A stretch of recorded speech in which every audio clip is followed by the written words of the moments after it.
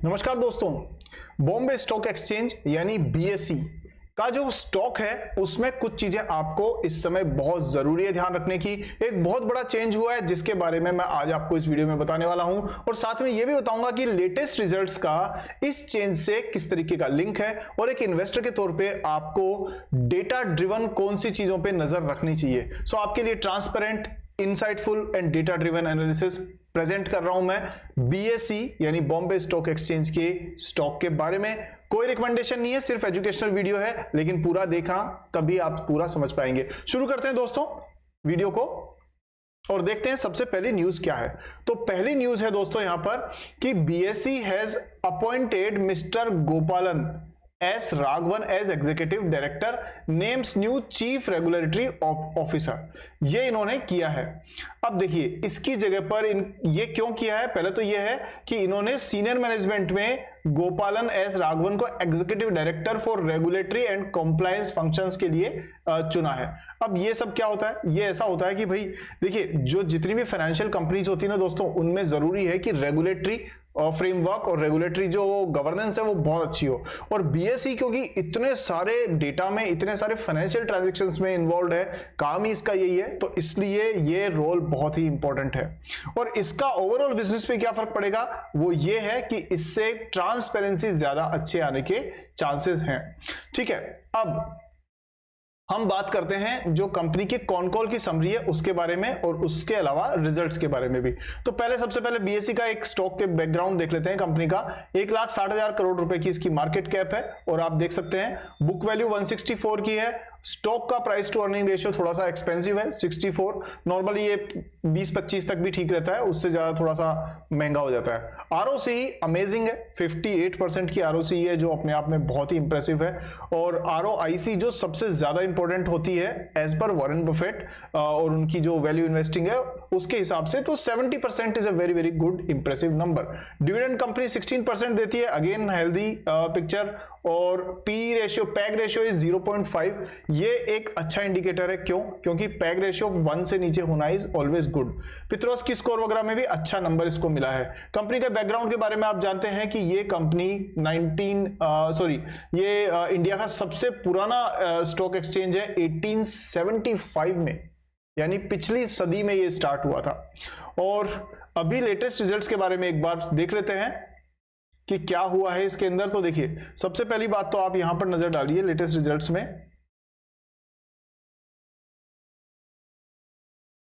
तो आप देखेंगे कि यहां पर जो सेल्स है, इनका रेवेन्यू है वो ग्रो हुआ है। और वो कितना ग्रो हुआ है? वो ग्रो हुआ है इनका करीब करीब 1200 करोड़ से 1244 करोड़ से 1564 करोड़ तक।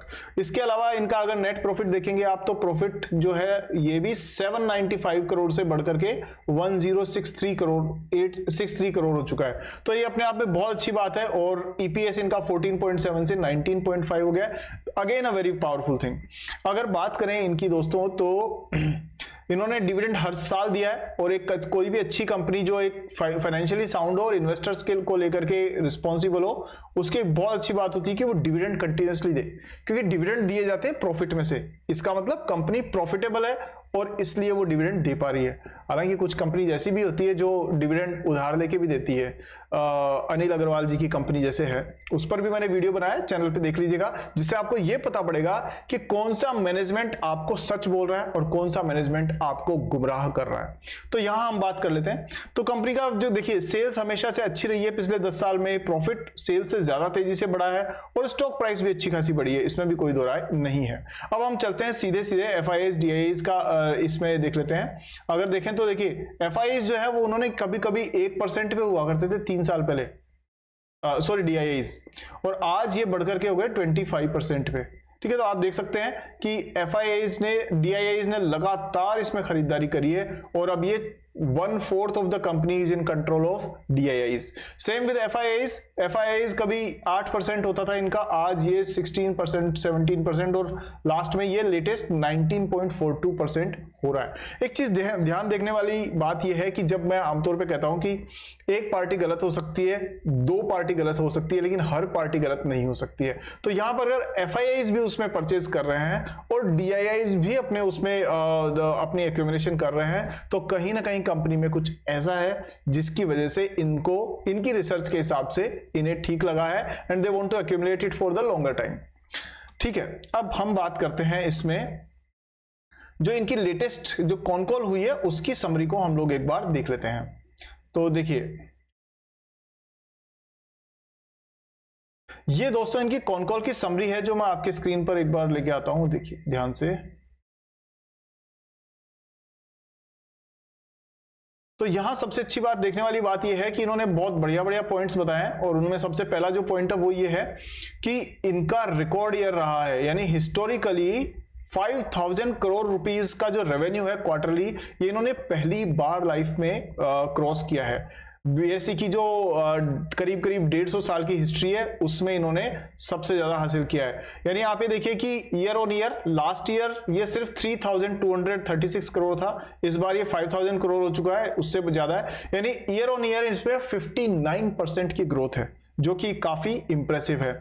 अगर बात करें कंसोलिडेटेड रेवेन्यू की तो ऑब्वियसली इन्होंने रेवेन्यू में भी बहुत अच्छी ग्रोथ हासिल करी है।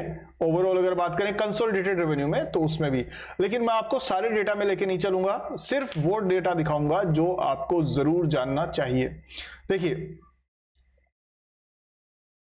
यहां अगर आप देखेंगे तो साफ तौर पे देख सकते हैं कि ऑपरेशनल रेवेन्यू जो है वो इनका बढ़ा है 63% से ईयर ऑन ईयर के हिसाब से, और ट्रांजैक्शन चार्जेस जो है वो भी बढ़े 87%। अब ये ट्रांजैक्शन चार्जेस आ कहां से रहे? ये आ रहे हैं मेनली इक्विटी कैश से और इक्विटी डेरिवेटिव से, इसके अलावा म्यूचुअल फंड्स वगैरह भी है और क्लियरिंग हाउसेस से भी है। अगर आप ऑपरेटिंग एक्सपेंसेस की बात करें तो ये 20% से बढ़ी है। अब ये आपके लिए ना जानने वाला पॉइंट है, अगर रेवेन्यू 50% से बढ़े या उससे ज्यादा और ऑपरेटिंग एक्सपेंसेस आपके 20% से बढ़े, सीधी सादी बात क्या है कि आपकी प्रॉफिटेबिलिटी पे काफी अच्छा पॉजिटिव असर है। क्यों? क्योंकि रेवेन्यूज के मुकाबले में एक्सपेंसेस धीरे बढ़ रहे हैं, इसका मतलब प्रॉफिट मार्जिन ज्यादा हो रहा है। तो ऐसी दोस्तों चीजें आप मेरे साथ रहेंगे तो धीरे धीरे सारी चीजें मैं आपको बताता रहूंगा जब भी मौका मिलेगा, इसलिए वीडियो पूरा देखिए ताकि कहीं ऐसा ना हो कि मैं कुछ आपसे शेयर कर रहा हूं और आप उससे पहले वीडियो छोड़ के निकल जाएं और वहां पर थोड़ी सी चूक हो जाती है। ठीक है, आगे देखते हैं। इसमें डिविडेंड इन्होंने दिया है 10 रुपए पर शेयर का डिविडेंड इन्होंने घोषित किया है। इसके अलावा अगर बात करें इसमें देखिए, अब मैं आपको गजब के आइडियाज बताता हूं। यहां पर देखिए, अब सबसे बड़ी बड़ी जो चीजें हैं वो क्या है कि इन्होंने 25 करोड़ इन्वेस्टर अकाउंट्स खोल लिए हैं जी। अब मतलब पूरे देश में अगर 140 करोड़ से ज्यादा लोग हैं तो 25 करोड़ लोग सीधे सीधे बीएसई के अकाउंट होल्डर हैं, तो इन्होंने बीएसई पर ट्रेड कर रहे हैं या इन्वेस्ट कर रहे हैं। इसके अलावा 10 स्टेट्स जो है उसमें 1 करोड़ से ज्यादा रजिस्टर्ड इन्वेस्टर्स हैं। ठीक है, ईच कॉन्ट्रीब्यूटिंग टू दिस 16,000, हालांकि 10 states each contributing more than 1 crore registered investors. यहां ये स्टेटमेंट थोड़ा सा कंट्रोवर्शियल है, कभी इस पे डिटेल में बात करेंगे, क्योंकि अगर ये 25 करोड़ टोटल है तो 10 करोड़ हर स्टेट में हुए तो 250 करोड़ हो गए ना, बट चलो उस पर बाद में बात करेंगे, ये वीडियो उस चीज के लिए नहीं है। एनीवेज, ट्रेडिंग एंड डेरिवेटिव्स में आप देखें तो इन्होंने काफी अच्छा ग्रोथ की है। एवरेज जो डेली प्रीमियम टर्नओवर है ये 19,000 करोड़ का है, जो पिछले साल 8,900 करोड़ का होता था, यानी 118% ग्रोथ। तो वाकई में जबरदस्त ग्रोथ है, इसमें कोई दो राय नहीं है। इसके अलावा इन्होंने दोस्तों नए कुछ डेरिवेटिव प्रोडक्ट्स भी लेकर के आ रहे हैं, जैसे कि बीएसई फोकस्ड आईटी। अब बीएसई की और तो इंडाइसेस आप जानते ही हैं, अब नए ला रहे हैं ये फोकस्ड आईटी, इसके अलावा फोकस्ड मिड कैप और साथ में सेंसेक्स नेक्स्ट 30। तो जैसे आपने निफ्टी के बारे में नेक्स्ट 50 और इस टाइप के होते हैं, सेंसेक्स भी अपना नेक्स्ट 30 स्टॉक्स का एक इंडेक्स लेकर के आ रहा है। इसके अलावा दोस्तों SEBI turnover is notional based, clearing expenses is contract. अच्छा ये छोड़ देते हैं, काम की चीज आपके लिए ये है कि बीएसई का एक स्टार म्यूचुअल फंड है जो भी 285 करोड़ से 24% से ग्रो हुआ है। फिर छोटा मोटा है, बढ़ेगा जब देखेंगे, अभी तो कुछ ऐसा कुछ है नहीं। ठीक है, अब कंपनी का खुद का जो प्रेजेंटेशन है वो भी एक बार देख लेते हैं, तो जल्दी से देखते हैं। ये देखिए दोस्तों कंपनी में, और जैसा कि आप देख रहे हैं यहाँ पर जो सीआरओ साहब हैं वो चेंज होने वाले हैं, और सीआरओ साहब जो है वो अब हो जाएंगे आपके, जो मैंने अभी जिनका नाम बताया है आपको, गोपालन जो है, श्री गोपालन जी, गोपालन एस राघवन जी, ये हो जाएंगे एग्जीक्यूटिव डायरेक्टर। ठीक है, चलिए आगे देखें तो इसमें देखिए बीएसई एट ए ग्लांस आप देख सकते हैं, इसके नंबर्स ही बहुत बड़े हैं। मार्केट कैपिटलाइजेशन 4.5 ट्रिलियन डॉलर, इतनी कैपिटलाइजेशन ये है, लगभग 400 लाख करोड़ रुपए से ऊपर मान सकते हैं इसको। इसके अलावा दोस्तों 24 करोड़ यानी 25 करोड़ के आसपास रजिस्टर्ड इन्वेस्टर्स हैं, और बाकी नंबर्स भी सब जबरदस्त हैं। पूरे नंबर्स में तो बहुत टाइम लग जाएगा, क्विकली हम आगे बढ़ते हैं। अब देखिए डाइवर्सिफाइड बिजनेस है। अब ये नहीं है कि अकेला कि ये सिर्फ शेयर ट्रेडिंग पर ही बेस्ड है, इन्होंने अपने बिजनेस को काफी डाइवर्सिफाई भी किया हुआ है।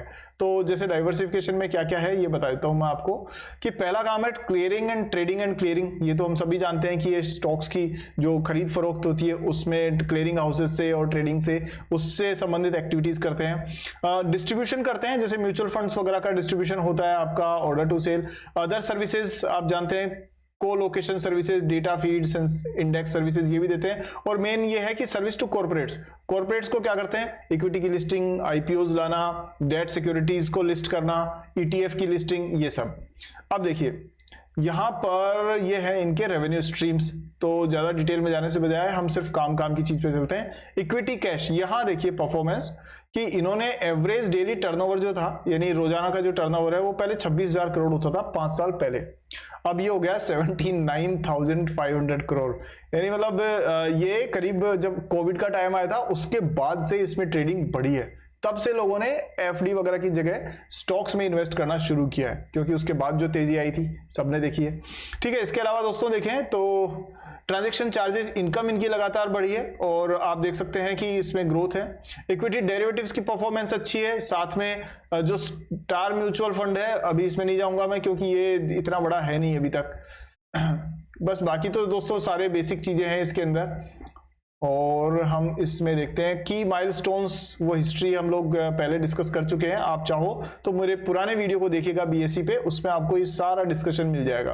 पॉइंट ये है कुल मिलाकर के, अगर मैं समराइज करूं इसको तो देखिए कि ये ओवरऑल जो है कंपनी एक अच्छी शेप में है, कंपनी का जो प्रॉफिट है वो अच्छा है, कंपनी की ग्रोथ अच्छी है, कंपनी की फाइनेंशियल ग्रोथ के साथ में, और कंपनी का जो डिविडेंड का ट्रैक रिकॉर्ड हो, चाहे रेवेन्यू ग्रोथ हो, चाहे प्रॉफिट ग्रोथ हो, ये सही डायरेक्शन में चल रही है। सेकंड चीज, आप दो चीजों को देखिएगा अच्छे से, एक साइड में बैंकिंग इंडस्ट्री है, दूसरी साइड में बीएसई या स्टॉक मार्केट है।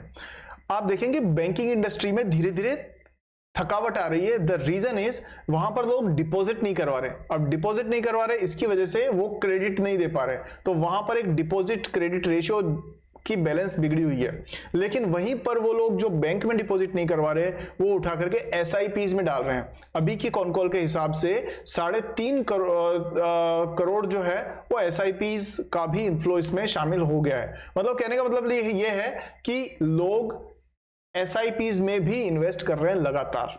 तो इस वजह से क्या हो रहा है कि बीएसई जो है उसकी ग्रोथ जो है वो एक इंटैक्ट नजर आ रही है। यानी लोग अब जान गए हैं कि स्टॉक मार्केट में इन्वेस्ट करने पे सिर्फ ट्रेडिंग ही नहीं की जाती है, बल्कि लॉन्ग टर्म इन्वेस्ट करके अच्छी कंपनीज में आप अच्छा खासा मुनाफा भी कमा सकते हैं। सो दोस्तों मैंने कुछ प्रोज एंड कॉन्स दिखाया है, कुछ आपको बीएसई के बारे में बताया। कैसा लगा आपको वीडियो जरूर मुझे कमेंट सेक्शन में बताइए। आपका कोई सवाल है या सजेशन है तो कमेंट सेक्शन आपके लिए खुला हुआ है। अभी जो आज मैंने कॉल ली है उसके लिए हमारे ही एक मित्र जिन्होंने कमेंट डाला था, उनका मैं बहुत बहुत धन्यवाद करता हूं। उन्होंने कहा सर कॉल को भी आप शामिल कीजिए, तो आपके सजेशन के लिए बहुत थैंक्स। आप ऐसे सजेशन देते रहिए ताकि मैं आपके लिए और बेहतर कंटेंट ला सकूं। वीडियो को दोस्तों लाइक और शेयर करना तो आपकी जिम्मेदारी है, जिसको आप अभी पूरा करिए। वीडियो को अभी लाइक कर दीजिए, सारे दोस्तों के साथ शेयर कीजिए, शेयर बटन नीचे है, लाइक बटन नीचे है, और दूसरा चैनल सब्सक्राइब करके बेल आइकन को ऑन कर दीजिए ताकि नेक्स्ट वीडियो आपसे मिस ना हो।